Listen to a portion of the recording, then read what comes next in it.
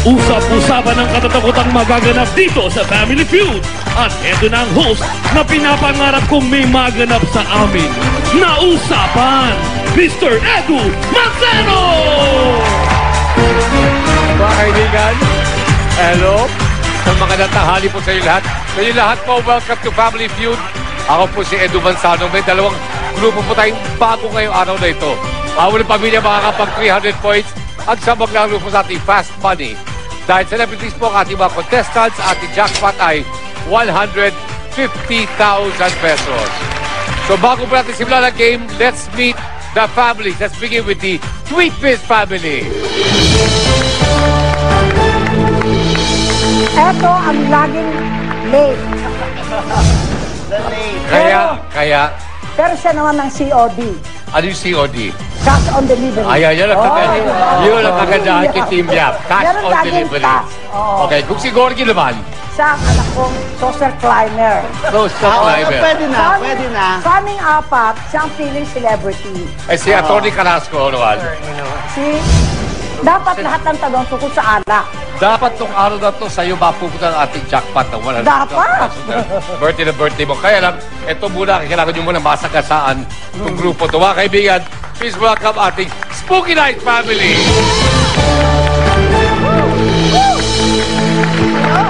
Hello, this is Rian Ramos. Hello. Hello. So ako nga si Rian and ang character ko dito, ako si Snow, ang white lady ng Balete Drive. Ito naman si Daniel o Daniel. Pag tinatanong ko siya kung anong gusto niyang pronunciation, hindi niya alam. Hindi niya. Yes. So kayo na daw, bahala. Siya naman si Prince sa Spooky Nights. Okay. And si Miss Lovely. Of course. Siya ang magiging mommy ko, si Lilia. Ayun, siya ang Okay. owner ng isang convenience store. At ito naman si John, mukhang inaasma ata. Inaatake ata. Ayan, inaching kasi. Siya naman si Sneezy. Isa siyang ghost writer. Yes. Okay, well, gusto ko namin i-welcome Rian. At Thank you. kita namin, parang depressed ka, ha? Yes. Parang ang lungkot-lungkot niya ngayon, ano? And Sobrang lungkot. Oo. Kanina, unang pasok pa lang namin, sabi ko parang iba yung nararamdaman ko sa set, hello, attorney, help me. Dahil kayo po yung mga celebrities, still, very attractive. 150,000 pesos po yung ating jackpot. Let's play round 1.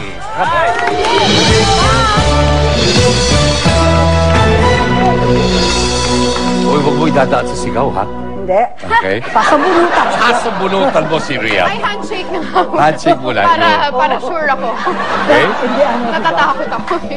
Nag-survey kami ng 100 Pinoy, top 7 answers on the board. Ang tanong, anong bagay ang inaamoy muna bago bilhin? Rian Ramos. Ay, panty. Hindi ko alam.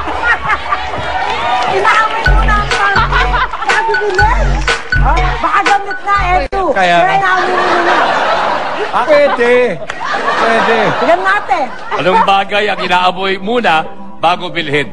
Sabi po ni Miss Rian Ramos, sweet Rian Ramos. Ang sinasabi, inaamoy muna niya, panty.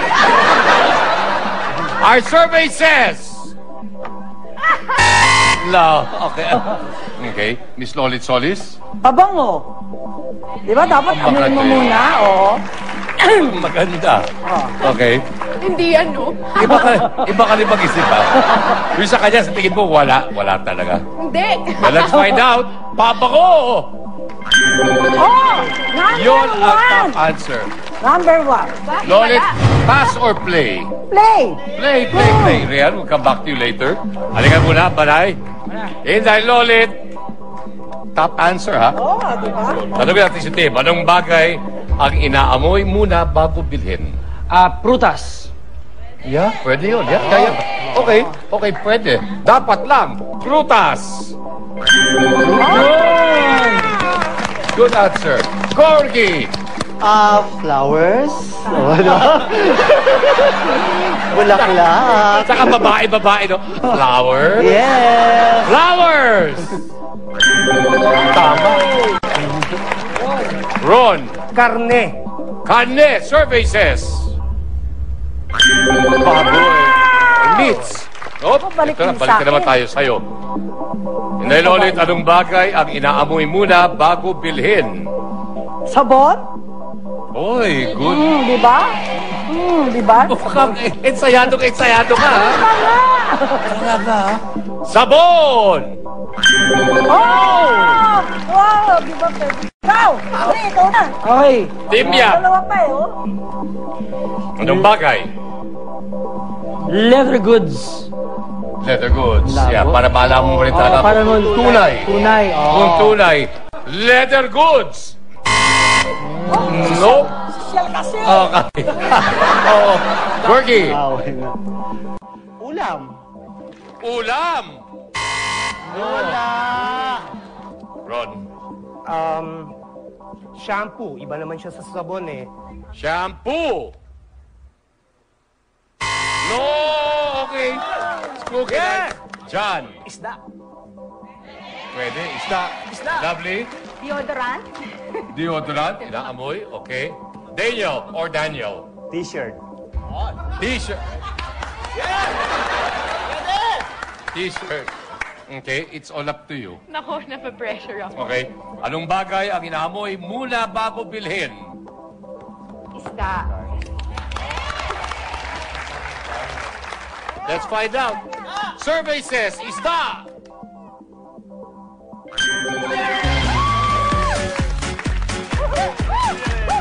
Ano ang number 6 answer natin? Lotion. O, yung po mga kaibigan, nalalamangan po ng Spooky Nights at Sweet Miss Family, 87 points to 0 per round 1 pa lang yan. We come back round 2 dito sa Family Feud.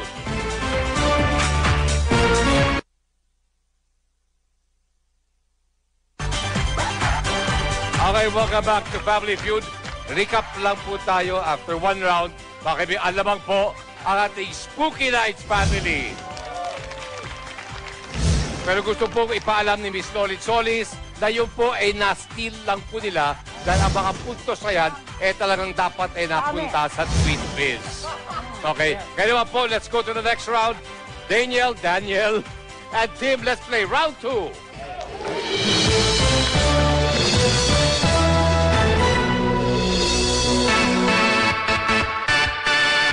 Okay, top sikat time, top sikat. Kung sino ang makakapagbigay, or in other words, whoever gives me the top answer, Daniel, wins 5,000 pesos. Sige. We're okay? Sige. Nag-survey kami ng 100 Pinoy, top 7 answers na nasa board. Ang tanong, katangian ng babae na turn off sa lalaki. Tim, Bad breath. makakatawa isipin, pero totoo, good answer. Kaya lang ang tanong dyan, top answer ba yan? Bad breath. Top answer. Okay, Marco, here we go.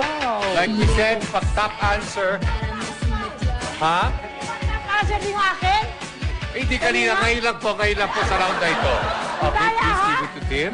And ito ha, COD. Ayan. Ay. Hey! Okay, so yun ang top answer. Pass or play? Play. Play. See you later, Daniel. Okay, ito na tayo. Gorgie. Katangian, you should know. Lang babae na turn off sa Ako lalaki. nagka-girlfriend. But I think, if she's so bungangera, ha? Bungangera, survey says. Madaldal. Rod? Talipandas o playgirl o namamangka sa maraming ilog. Talipandas, survey says. Ano na? Malandi. Pwede. Back to Lolit. Biro mo, ikaw talaga ginagawang... Oo, di ba? Di Ikaw ba meron na agad ako? nakahawak ng lahat ng inyong napapagalunan. Meron na ako. Meron ka. Sandali, supposed to be hati-hati yan, ha? Oo. Okay. Lolit, katangian ng babae na turn off sa lalaki. Body odor? Pwede rin. Kili-kili yun, saka sa ano? Totoo yan. Body odor. Oh! Pagkatlog na naman. Nga, init-init ka today, ha? Wala ka pa mali, ha? Kaya nga eh. Nakainis eh. Baka ma-steal na naman nila ah. Yun lang ang role nyo. Takataas ng Kaya puntos. nga. Team Yap. Sinungaling. Sinungaling. Survey says... Oh, Gorgie? Ano pa? Okay. Katangian ng babae na turn off sa lalaki. Silosa. Yo! Selosa! Selosa! Wala! Hindi rin. Pinoy, Edu. Siya ang silosa. Siya. Okay, yun. Selosa. Ron. Syunga-syunga o kaya bubita. Syunga-syunga or bobita. Survey says...